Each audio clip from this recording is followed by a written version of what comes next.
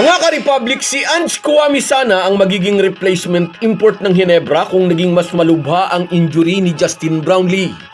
At nasorpresa nga ang marami nang dumating si JB sa Game 4. Halatang nagulat din ang buong coaching staff ng Talk and Text dahil ang import na na-dislocate ang hinlalaki sa kanyang shooting hand ay pinangunahan ng Ginebra upang tambakan ang tropang Giga. Maraming talangka ang maagang nag-celebrate sa injuring tinamo ni JB, ngunit para silang natuka ng ahas nang maglaro ito sa Game 4. Pag-uusapan po natin yan, pero bago ang lahat ay maglalambing po ako sa inyo na isubscribe ninyo itong ating channel at kung di masyadong makakaabala ay i-like at paki-share na rin ninyo. Malaking bagay po yan sa aming mga vlogger. Maraming salamat. Mga ka-Republic, walang nagkakalang makababalik pa si Justin Brownlee sa ongoing final series ng Commissioner's Cup. Ngunit sa Game 4 kagabi, maagang dumating sa Iñari Center ang Ginebra resident import, nag-warm up kasama ang mga kakampi. But until the last minute, ayaw magbigay ni Richard Del Rosario ng tiyak na sagot kung maglalaro ba si JB o hindi. Hinayaan itong mag-isip ang lahat na baka naroon lang si Brownlee para magbigay ng moral support. Game time decision daw, malalaman nila pag dumating ang Ginebra coach. At nang tawagin ang first five ng Ginebra kasama si JB. Dalawang magkasunod na basket agad ang naibuslo ni Japet Aguilar sa pagsisimula ng laban, pero ang lahat ng mata nakatutok kay Brownlee, lalo na sa kanyang shooting hand na may benda bilang proteksyon sa injured na hinlalaki. Unang tira ni JB, pasok. Pangalawang jump shot, pasok ulit. At pasok ulit ang pangatlong tira. Ito ba ang may injury? Sa kabuuan, nagkamada si JB ng 23 points. Kasama rito ang 15 points sa first half. May kasama rin itong 12 boards and 5 assists. Inamin ni Coach Tim Cone, inakala niyang out na si Brownlee sa final series. Ikinuwento rin ng Ginebra coach, nag-iisip na sila ng ipapalit kay JB. Nasali raw sa kanilang napag-usapan na posibleng replacement ay ang nakatatandang kapatid ni Randy Hollis Jefferson, si Ralier, na naglaro na ring replacement import ng TNT nang ma-injured si Randy.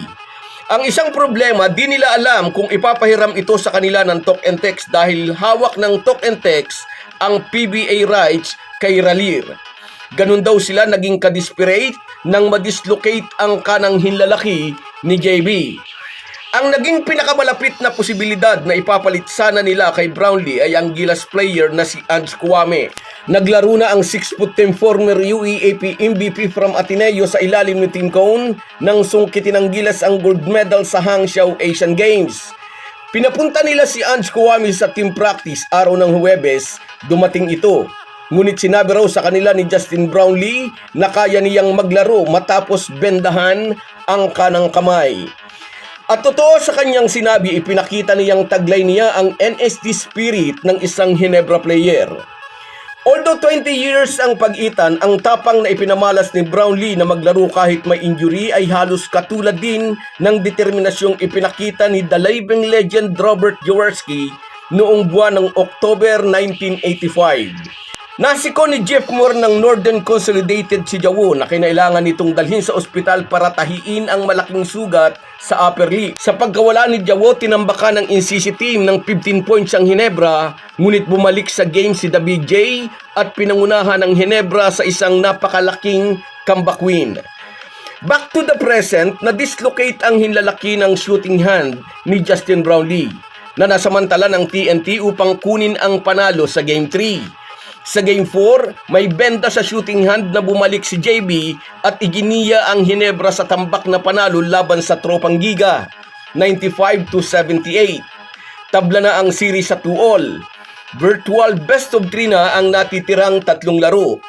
Sa naunang pahayag ni Chot Reyes bago ang Game 4, sinabi nitong mahirap na kalaban pa rin daw ang Ginebra kahit mawala ng import. Ibig sabihin, umasa talaga ang TNT coach na hindi na makababalik si JB. At yung mga talangka na nakiki-TNT fans lang, maagang nagdiwang dahil sigurado raw talo na ang Ginebra. Ngunit nasorpresa nga ang lahat. Nananalaytay sa ugat ni Justin Brownlee ang NSD spirit na itinanim na the living legend Robert Jaworski. naglaro si JB sa Game 4. At ang sabi nga ni Coach Tim Cone, amazing na ang kanilang player na inakala ng lahat na di na makababalik sa series ay siya pang naging best player of the game. Sa NSD spirit ni JB, na-motivate din ng iba pang Ginebra player tulad ni Jamie Malonzo na nag-contribute ng 24 points, 18 points si Aguilar, 12 points si Stephen Holt at 9 points si Scottie Thompson. Nag-step up din si Maverick Ahanmisi na nag-ambag ng 7 points. Samantala, hinihintay pa ang pagputok ng opensa ni RJ Abarrientos na katakatakang nawawala ang shooting touch ngayong finals. 2 puntos lang ulit si RJ sa Game 4. Maraming nagsasabi sinuwerte pa raw ang talk and text dahil kung hindi na injured si Justin Brownlee noong Game 3, dapat daw ay 3-1 na ang series. Na totoo naman, kontrolado ng Ginebra ang Game 3 hanggang madislocate ang kanang hilalaki ni JB, mahigit na 6 na minuto pa ang natitira sa third quarter. Sa linggo na ang Game 5. Krusyal sa parihong kupunan na makuha ang panalo dahil ang mananalo sa linggo ay magkakaroon ng 2 pagkakataon para maibulsa ang titulo. So guys, yan lang muna. Hanggang sa muli. Kung wala po kayong mga viewers namin ay walang magtatagumpay na vlogger. Kaya salamat po sa inyong panunood. Shoutout sa iyo, Remedios Mansinido. Nakapaglaro na kagabi, nanalo tayo. Sa iyo rin, Sanishan TV Official, Never Say Die, naglaro na nga. Sa iyo rin, shoutout Mia Uduhan, okay na si Idol, nanalo na tayo kagabi. At sa iyo rin, Mega Apple, yes, hindi naman pinabayaan ni Lord. Si JB, nakapaglaro na. Sa iyo rin, Nelson Reyes, yes, nagsasaya ang mga talangka, hindi na ngayon. At sa iyo rin, Alfredo de la Serna Vlog, hindi pa tapos ang laban, totoo yan. At sa iyo rin, shout out San Gohan, mahirap na laban yan pero lalaban ang Ginebra. Sa iyo rin, Ramlon Vlog TV, shout out sa iyo Idol, salamat sa suporta. At sa iyo rin, shout out Love Plus One, eto ang palaban, gusto ko yan. Sa iyo rin, shout out Abigail Paradero, salamat sa inyong lahat. Kahit gaano po tayo kabisi ay huwag po nating kalimutan ang ating buhay espiritual. Lagi po tayong magpasalamat sa bawat araw na dagdag sa ating buhay. Malaki po ang maitutulong ng pananalangin araw-araw. Isang paalala po mula sa inyong Halo Halo Sports Republic.